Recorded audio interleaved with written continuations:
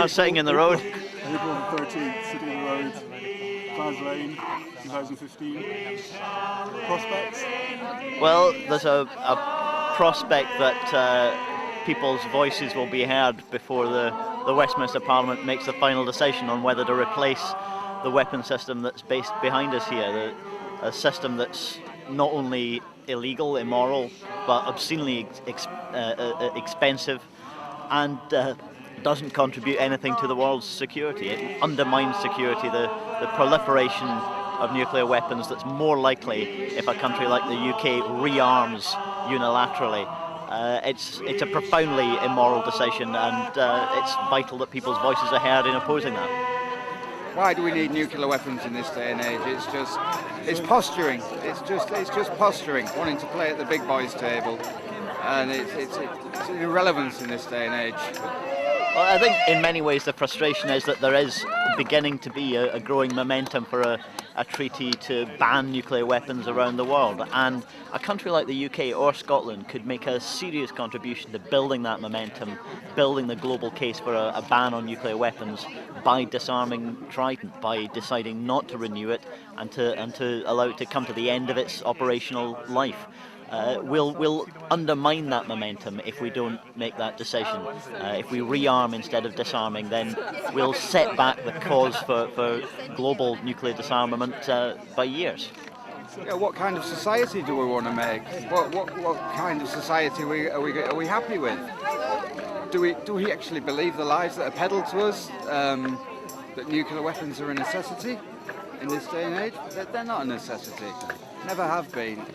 Humanity's heading towards mass insanity if this continues, and it's just important for everyone who feels this way to make a stand.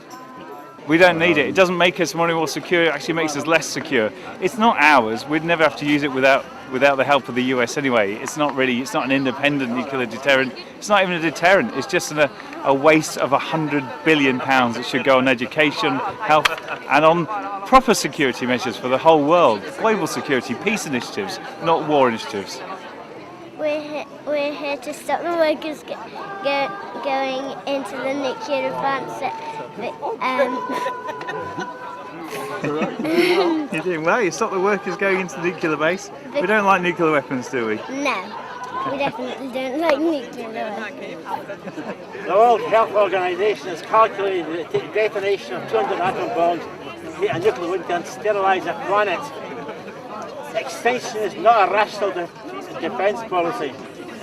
I mean, it's very funny because there is a multilateral agreement that no one's ever going to use the weapons. So there is this agreement, So for the first place, that does exist, and so it's completely redundant. We have this, and yeah, I mean, you mentioned climate change before. It's the same thing. People say that in terms of climate agreements. Oh, we need to all agree the same thing. No, you need people to come out, and Scotland's done that with the 42% climate target. So I think you need someone to lead the way and show that actually it's not disastrous to do it. You can, that there's other ways to talk about defence. There's other things to use the money for. So yeah, I think that's a kind of a last resort argument for people saying, it's just an excuse, isn't it? Well, I won't do it unless everyone else does. And we need to be bold and say, no, actually, we're gonna do what's right here. Yeah. Yes, I was quite proud to get my first bus card. I just hope it'll go in my wallet with my bus pass and my rail card. There it is. Keep me out of trouble. Yeah, I think they're all incredibly interlinked, partly because the money that's poured into Trident could easily be invested in NHS, in renewables, in all the things we know we need to be investing in and aren't, because money is piled up here.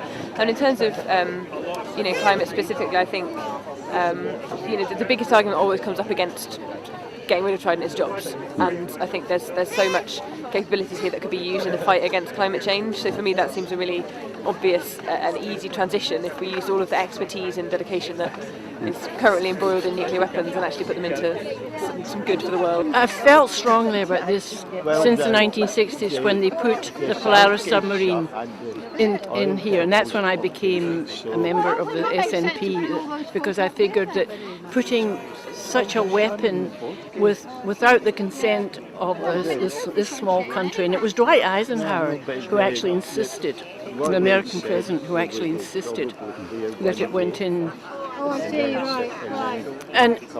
But over the years, people have accepted the fact that we have these weapons.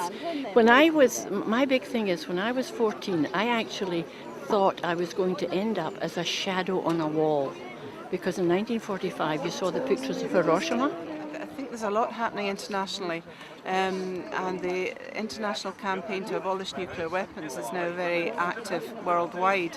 I was saying that there may not seem like a huge amount of people here at this event, and yet the majority of people in Scotland are against nuclear weapons, and if you ask the politicians what they really think, you'd get a surprising answer.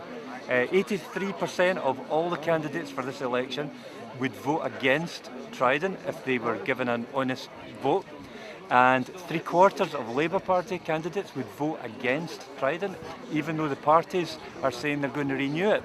So there's a very interesting issue here. People know this is stupid, it's a waste of money, it's immoral, it's unnecessary, and we just should do without it. And yet the parties are deciding they want to keep the thing going, and it's all for a status symbol. It's one we just cannot afford.